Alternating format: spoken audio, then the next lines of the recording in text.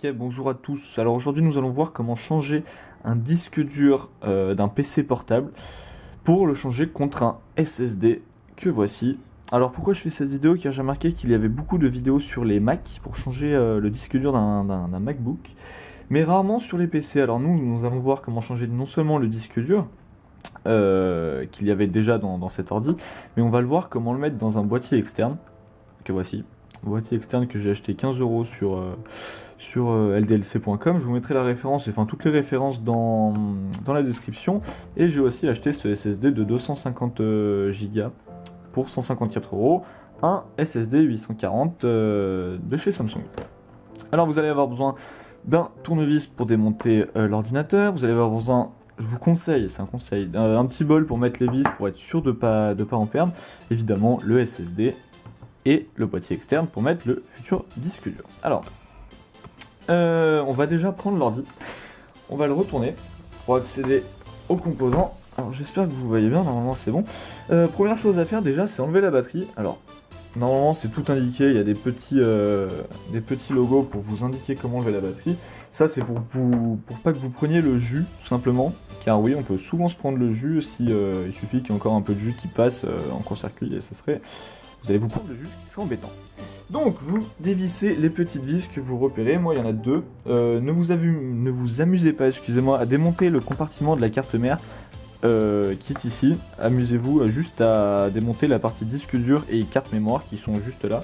En général, la plupart des ordinateurs ça marche de la même manière, c'est-à-dire que la carte RAM, enfin la mémoire RAM et le disque dur sont dans un compartiment à part, facile d'accès, contrairement à la mémoire, contrairement à la carte mère et à tous les composants un peu plus, moins changeables, on va dire. Voilà, je me perds. Donc, ce que je vous conseille de faire, c'est que dans votre petit bol, vous mettez les vis, les mêmes vis aux mêmes endroits, comme ça vous savez à peu près où vous en êtes. Donc maintenant, vous démontez ceci vous mettez là. Et là, on a accès à toute la partie interne. Donc là, il y a la mémoire RAM et le disque dur. Alors le disque dur, le principe, c'est qu'en fait, il y a un petit chariot qui est là.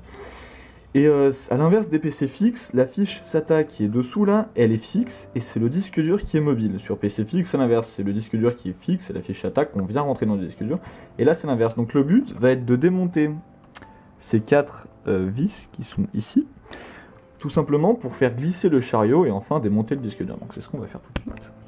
Je vais reposer ça à peu près correctement. Voilà, donc on démonte les vis. Voilà. Si elle veut bien tenir.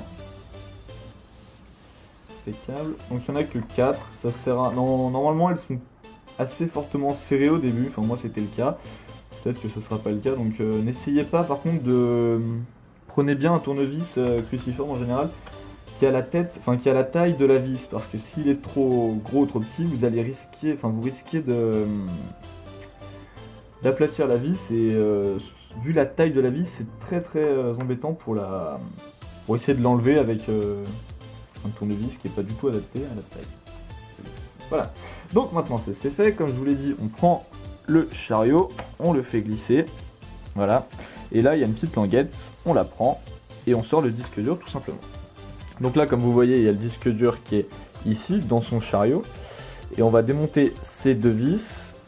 Pareil de l'autre côté, vous voyez que la fiche SATA qui est ici, elle est fixe. Donc, on va démonter les 4 vis ici. Donc la première. Simplement, normalement celles-ci sont plus petites, oui voilà. Donc vous les mettez dans le bol, vous faites ça pour les 4. C'est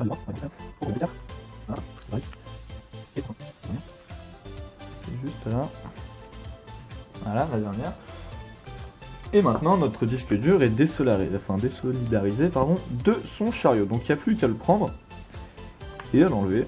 Bon, il y a juste à le prendre, voilà, l'enlever. Donc là c'est le chariot qui va nous servir, on va mettre le SSD dedans pour enfin le faire glisser dans l'ordinateur. Donc là le disque dur on n'en a plus besoin pour le moment, on va le poser, on prend le SSD. On fait attention à ne pas tromper de sens, car en effet sinon la prise SATA qui est fixe, on peut pas le mettre comme on veut. Donc moi le sens normalement c'est ça, vous pouvez vérifier, hein. Normalement il y a la fiche SATA, s'il y en a une petite et une grande, vous regardez dans l'ordinateur, vous mettez dans le bon sens et vous regardez que c'est dans le bon sens. Moi, c'est le cas, vous voyez pas. Vous voyez que là, il y a la petite et la grande, et là, il y a la petite et la grande, donc ça rentrera. Donc maintenant, on fait l'inverse, tout simplement. On vient mettre les petites vis qu'on a mis tout à l'heure, là, dans le petit chariot, mais cette fois-ci avec le SSD, logique. Vous mettez...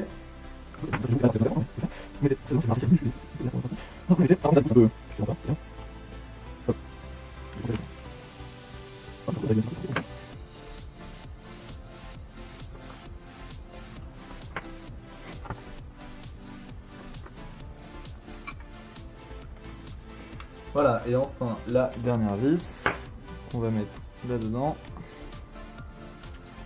Et c'est une fois qu'on a mis les 4 vis qu'on peut vraiment serrer toutes les autres. Hein. Pas avant, parce que sinon elles peuvent être un peu tordues. Donc là maintenant on peut correctement serrer les 4. Pas non plus comme des sourds, hein, mais il faut serrer un petit peu quoi. Voilà. Donc là on vérifie, c'est bien serré. Et là tout simplement, on va le poser dans son emplacement. Donc là, une main c'est un peu galère. Vous mettez ça comme ça.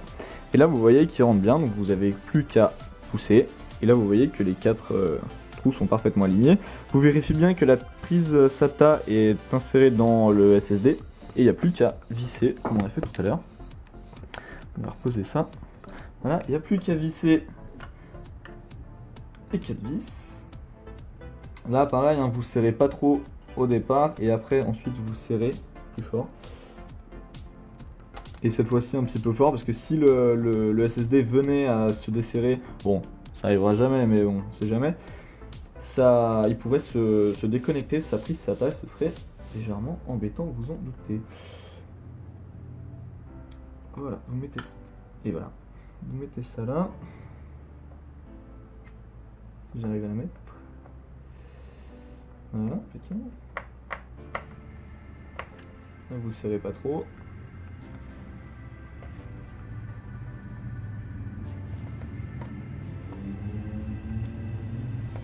Et 2, 3, enfin la dernière.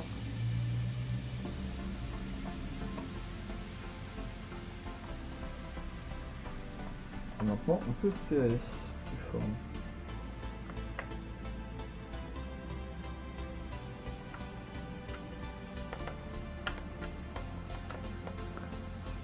Voilà, on termine. On vérifie que tout est bien branché. On vérifie que c'est bien en place, c'est bien serré. Je vais les coups de tournevis. Bien venir, voilà.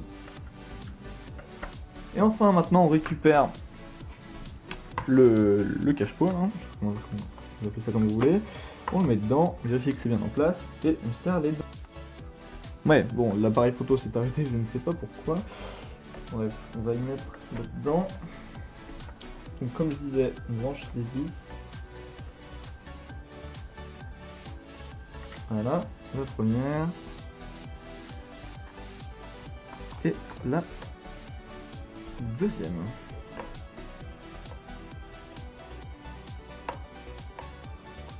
Allez, voilà, on se serre bien. Parce que si ça se détache, ça sera embêtant. Pas dramatique, mais embêtant. Et, ah pardon, du coup je mets... Voilà. Donc la partie ordinateur c'est fait. Là vous pouvez remettre votre batterie.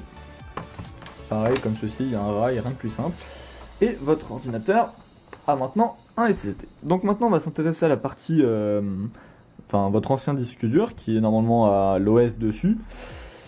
Et celui-là on va le mettre dans le disque dur externe classique. Enfin dans son boîtier de disque dur externe classique. Donc ça coûte 15 € comme je vous l'ai dit. Il est livré avec un petit tournevis. Bon, pour le moment vous en avez, je sais pas. C'est bien qu'il l'ait donné. Donc vous dévissez ça tout simplement. Alors cette vis je me souviens est très casse-couille à enlever. Voilà, bon elle est tombée. Donc celle-ci on la met là. Le disque dur, enfin le boîtier du coup, on a juste à l'enlever, simplement. On prend son disque dur et là pareil, on vérifie bien les trous. Donc vous voyez qu'il y a la petite et la grande. Et moi c'est la petite et la grande. Donc ça va être dans ce sens. Tout tout simplement, on vérifie bien que les trous sont alignés. Et ensuite, on enfonce tout simplement. Et dès que ça fait le petit clac et que le SSD, enfin le disque dur est bien intégré dans la boîte, on peut refermer tout ça. Donc pour refermer, tout bêtement, c'est comme ça. Il veut bien tenir. À peu près. Voilà, et là on pousse, et c'est fermé. On met la vis, logique, et on n'a plus qu'à visser, et voilà, votre disque dur est opérationnel pour devenir en externe, comme si vous avez acheté un disque dur de 500 Go, moi c'est 500 Go, dans le commerce. Donc maintenant, c'est livré bien sûr avec son câble USB pour le brancher. Il y a toujours Windows pour ma part dessus. Donc ce qu'on fera, c'est qu'on le formatera après, une fois qu'on aura démarré là-dessus. Donc on se retrouve sur l'ordinateur. Voilà, donc on se retrouve sur l'ordi. Donc ça y est, j'ai réinstallé Windows 7 puis Windows 8. J'ai mis des fichiers, etc. Et donc on va voir déjà l'indice de performance Windows. Alors je dis pas que c'est une référence, mais bon, ça donne un ordre d'idée un peu sur les caractéristiques de l'ordinateur. Et là vous voyez qu'en disque dur principal, je suis à 8,1. Avant, avec l'ancien disque dur qui était dedans, qu'on vient de démonter, j'étais autour de 5 à peu près. Et donc là, je suis monté à 8. Et donc maintenant, c'est devenu mon sous-indice le plus élevé, alors qu'avant, c'était le plus faible. Donc déjà, très bon point qu'on peut noter. Sinon, pour l'avoir essayé un petit peu, j'ai vu une énorme différence de rapidité, etc. Tout au long de l'utilisation que j'ai pu avoir avec. Et j'ai d'ailleurs fait un petit programme .bat que vous voyez là, qui va ouvrir tous les logiciels de l'ordinateur qui sont installés, et pour voir un peu la rapidité du SSD. Bon, la plupart des logiciels démarrent principalement grâce à la mémoire RAM, enfin sont bootés sur la mémoire RAM, mais il a énormément de lecture sur le SSD, donc vous allez voir que c'est énormément plus rapide par rapport à un disque dur classique. Donc on va voir l'ouverture, surtout qu'il y a des logiciels de montage vidéo comme Sony Vegas qui est très très lourd à charger, mais vous voyez que c'est extrêmement rapide. Il y a un serveur qui se lance, il y a Google Drive, SkyDrive, etc. Et c'est extrêmement rapide à s'ouvrir, vous voyez que ça s'ouvre. J'ai même dû agrandir la barre des tâches pour la mettre sur 2 niveaux pour tout que s'ouvre correctement, excusez-moi. Bon bah voilà, tout est ouvert, et vous avez vu que ça n'a pas pris 10 secondes pour que tout s'ouvre. Bon, ça sert strictement à rien, mais c'est pour donner un ordre d'idée de rapidité. J'ai plus qu'à tout fermer maintenant, voilà. Donc voilà, donc vous voyez que c'était extrêmement rapide, et en plus l'ordinateur, enfin Camtasia, est en train de capturer l'écran, donc ça fait laguer l'ordi à mort. Je vous mettrai la configuration de mon PC dans la description pour vous donner un ordre d'idée. Vous voyez que Camtasia il est en train d'enregistrer là depuis 2 minutes. C'est pour ça que c'est un peu plus lent, parce que j'ai fait des tests avant et c'est extrêmement plus rapide. Donc on va fermer tout ça, ça ne sert à rien, vous voyez que c'est plus rapide. Sinon pour l'écriture, on pourrait faire des tests, par exemple pour ce fichier qui fait... Je sais pas ce qu'il me fait Camtasia, il me fait laguer ma souris, etc. Ah oui d'accord, non mais il a décidé de... Voilà, donc là le dossier GoPro fait 21 Go, donc on va le copier tout bêtement sur le bureau pour voir la vitesse d'écriture. Donc il monte à 300, et sinon, si je dis pas de bêtises, il va stagner autour de 110 à peu près. 100, 110, voilà, bon, 120, voilà, donc c'est plus ou moins aléatoire, mais vous voyez que c'est quand même extrêmement rapide. Alors là, ça descend en dessous de 100, ce qui est assez choquant. Bon, la vitesse, d'après le constructeur, la vitesse d'écriture maximale est de 250 mégabits par seconde, si je ne dis pas de bêtises, mais c'est des vitesses théoriques, hein, donc en pratique, là vous le voyez, c'est bien moins, enfin bien moins, c'est à 200 quand même, hein, faut pas non plus exagérer. Mais voilà, donc c'est extrêmement rapide, et pour ouvrir les logiciels, etc., tout est parfaitement instantané. Bon, bien sûr, pas quand il enregistre l'écran en même temps avec Camtasia, voilà. Donc j'espère que cette vidéo vous a plu. Si j'ai oublié quelque chose, n'hésitez pas à me le rappeler dans les commentaires, ou dites-moi si vous n'avez pas compris quelque chose, je serai ravi de vous aider. Voilà, donc je vous conseille d'en acheter un, je fais pas de la pub, mais vraiment, ça change la vie, ça change un PC, c'est juste magique, voilà. Donc bonne soirée, bonne journée, je sais pas, et à la prochaine, bye tout le monde.